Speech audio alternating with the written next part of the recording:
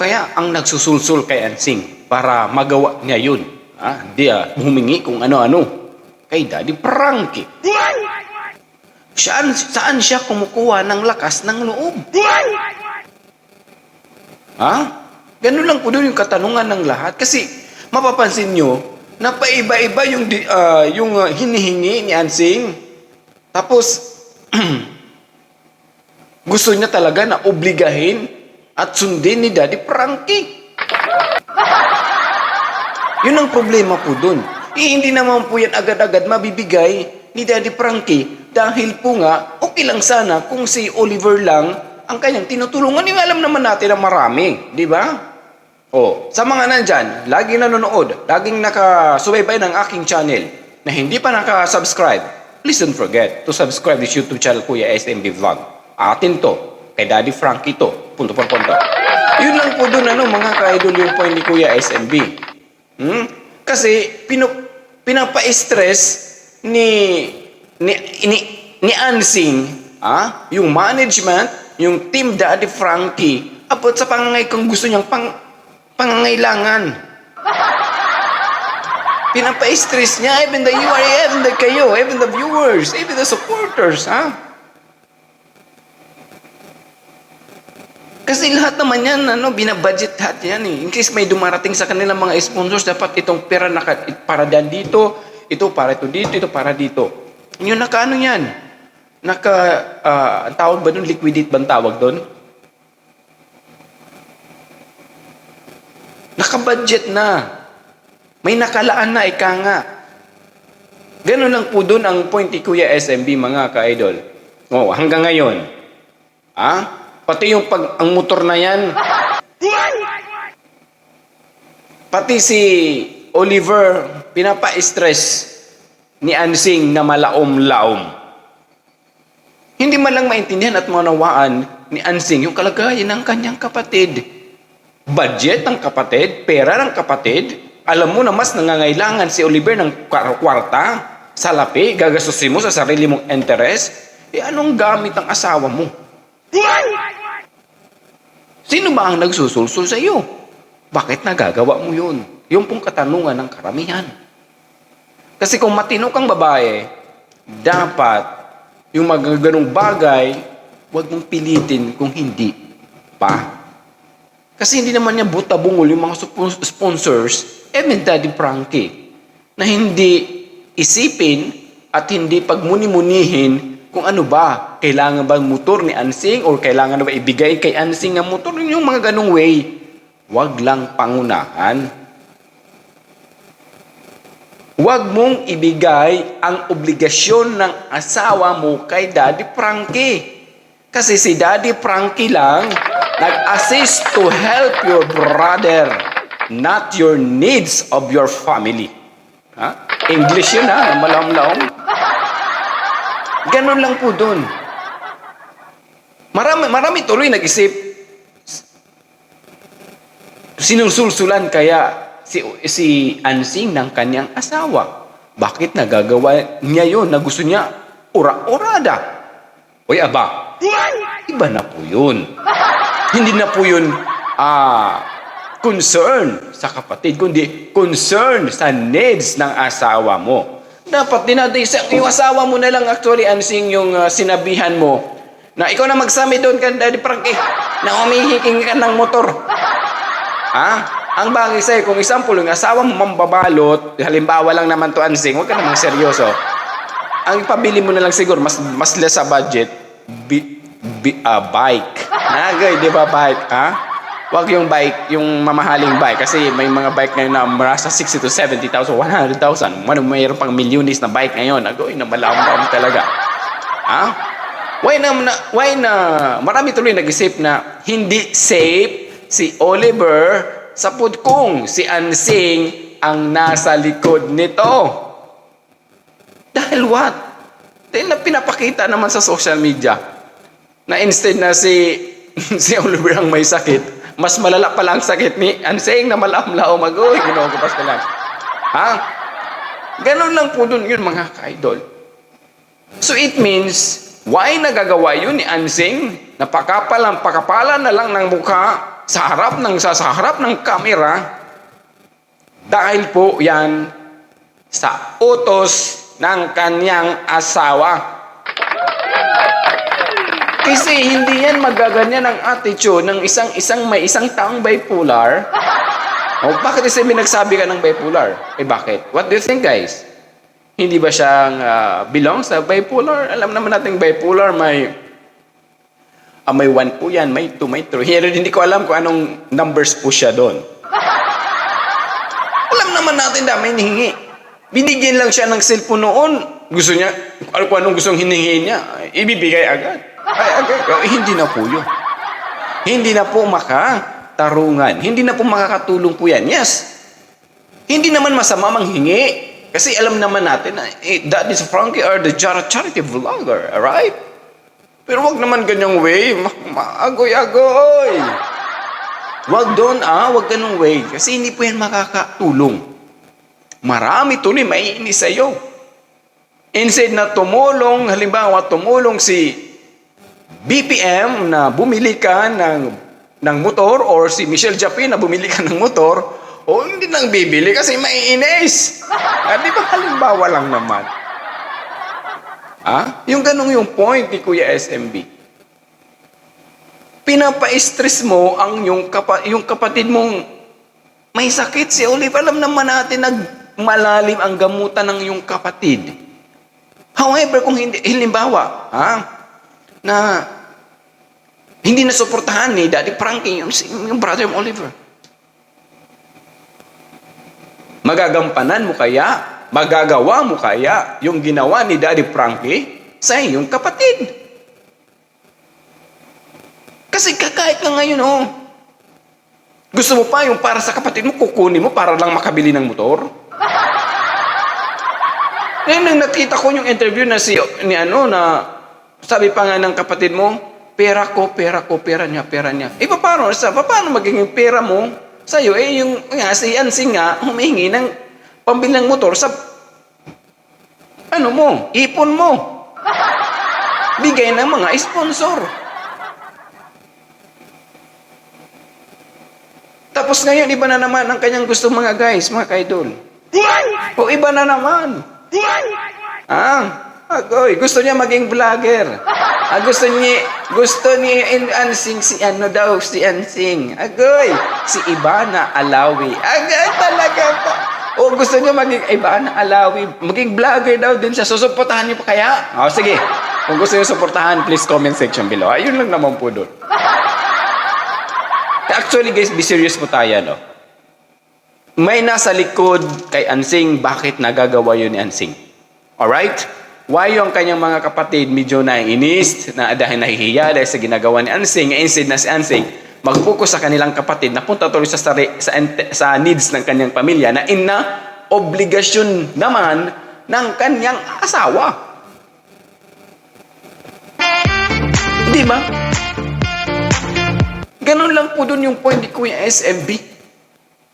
So it means, may nagsusulsol kay Ansing na gawin yun ni Ansing kay Daddy Frankie dahil alam ng asawa ni Ansing na may kakayahan. Pero yes, nandun yung point na alam natin, kayang-kaya yan. 10 times pa. Pero, nakaplano, nakaproseso po yan. Alright? Tama ba na bigyan si Ansing? Tama ba na bilhan si Ansing na motor na kumuha ng budget ni Oliver? Tingnan nyo naman ngayon guys, yung set estado niya, hindi pa not total recovery si Oliver. Nakikita nyo naman, mabuti nga medyo nakikisalamuhan na siya ng tao, nakakausap na siya ng tao. Pero may time din na moody, yung may sometime na sinusumpong yung ganun. Hindi nyo ba nakita nung in-interview siya ng isang vlogger na yung kanyang dalawang paa nakaangat, yung ganon. Tapos yung mata niya wala sa nag-interview, kundi, yun? Moody yun. Kaya sana iniisip ni Ansing yung concern ng kanyang kapatid. Kasi alam ko yung asawa ni Ansing walang concern kay Oliver. Walang concern. Ginagamit lang si Ansing ng asawa para makuha yung gusto ng kanyang asawa. Hindi naman siguro masawa. Sige, halimbawa, okay, mag-vlog ka, Ansing. O, bahala. Nasa inyo na po yung susuportahan nyo si Ansing. Anong iba-vlog ni Ansing? Yung, big love shoutout, Daddy Frankie. Hingi ako ng rep. Yung double door. Ay, wag na lang, Daddy Frankie. Ay, wag na lang. Gusto ko na lang freezer. Agay, talaga. Panapalaong freezer yung double door din. Ha? Kasi, sabi ng asawa ko, magbe-business kami ng manukan. Di ba? Mamaya sunod naman, hindi pala, Daddy Frankie, may love shoutout. Example lang naman ito ang kanyang vlog. May love shoutout. Hindi na pala. Gusto pala naman yung nung patahian, yung motor. Iba-iba. Hindi pala, Frankie, puhunan na lang. Hindi na lang yung Daddy Frankie. Daddy Frankie. Puhunan lang, Daddy Frankie. Ay, grabe naman SMB. Bakit Bisaya ang Frankie? Bisaya man ko ba? Ganun lang po doon yung point ni Kuya SMB. O ngayon, hindi na lang, Daddy Frankie, wag na lang. Suportahan niyo na lang ako kasi magbablog ako. Gusto ko, Daddy Frankie, si Ivana Alawi. Agay, talaga ba? Gusto niyo ba si maging Ivana Alawi? Or Mulawi? Just lang. Alawi si Ansing. Agay, talaga ba? Ganun po. Bero-bero lang naman mga ka-idol. Mapatawa ko lang kayo actually. Ganun lang po dun mga ka-idol. Na napapansin ni Kuya SMB, why nagagawa? Bakit saan ba kumukuha ng hugot at lakas ng loob si Ansing? Bakit nasasabi niyo kay Daddy Frankie? Saan galing ang idea na yon? Saan galing? May idea ba kayo? Please comment section below. Again, sa mga hindi nakasubscribe, don't forget to subscribe this cute SMB vlog. Ganun lang po doon mga ka-idol. May nasa likod ni Ansing kung bakit nagagawa ni Ansing ang mga ganitong mga request. Right? Ang sasabihin, huwag yung pangunahan si Daddy Frankie. Kasi si Daddy Frankie, he knows how to observe. Observe talaga, SMB. Marunong yan mag-obserbar kung anong mas need ng isang tao. Kasi hindi yan magiging charity vlogger kung hindi kanyang pang-iisip. May I right? Hindi ganyan.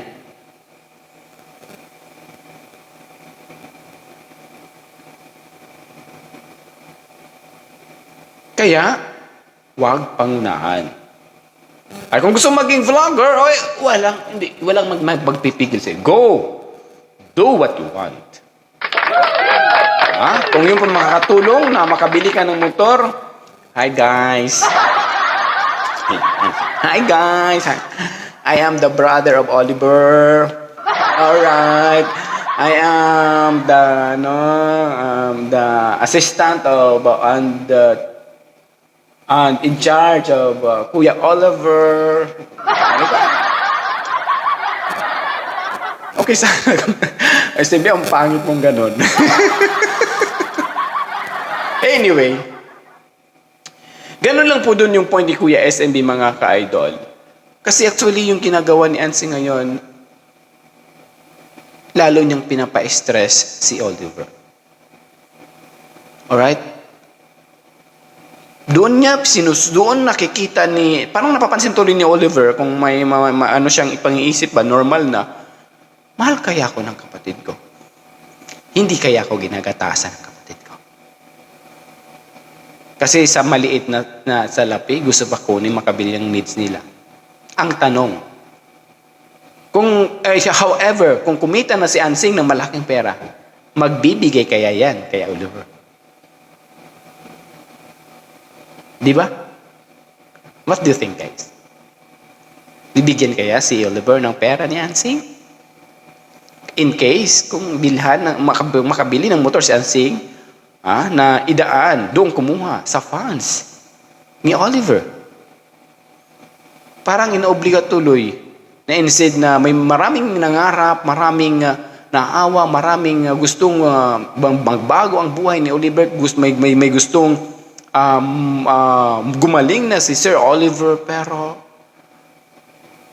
dinidistroso ng kanyang sariling kapatid dahil sa pangangailangan nito ng kanyang asawa. Am I right? Tama. Totoo yun.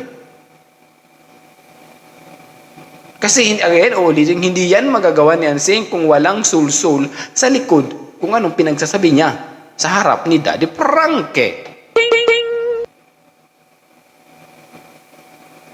Kung nanood ka man the husband of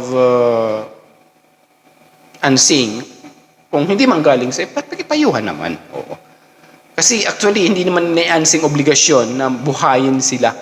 Buhayin kayo. Buhayin ang buong pamilya ni Ansing Abusian and Ben the husband. Obligasyon po yan ng asawa. Haligi nga eh. Bakit si Ansing haligi ba? O diba? Ang lalaki daw ay haligi ng tahanan. Ang babae daw ay ilaw ng tahanan. So it means, ngayon, ilaw at haligi si Ansing na ba? Ay, okay. O, wag ganun. Ha? Gawin mo ang obligasyon mo bilang head of the family. Gawin mo ang obligasyon mo bilang isang tatay na ma-provides mo ang kailangan ni Ansing na bumili ng motor, ma-provides mo yung pambili ng pampaganda. Agad talaga ba? Pampasiksik. Siyempre, magbablog na si kayo naman, magbablog na si Ansing.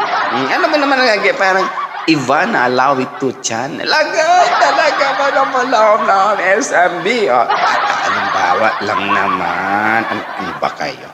Ganun lang po yung point. Kasi kapag pairali natin yung kagustuhan ng isang tao, go. At least makakatulong. At managbibigay sa kanya ng saya. Masaya siya sa kanyang ginagawa. Hindi nakakadistroso. Nakakadistorbo, ika nga. Again, ulitin ko po sa mga nandyan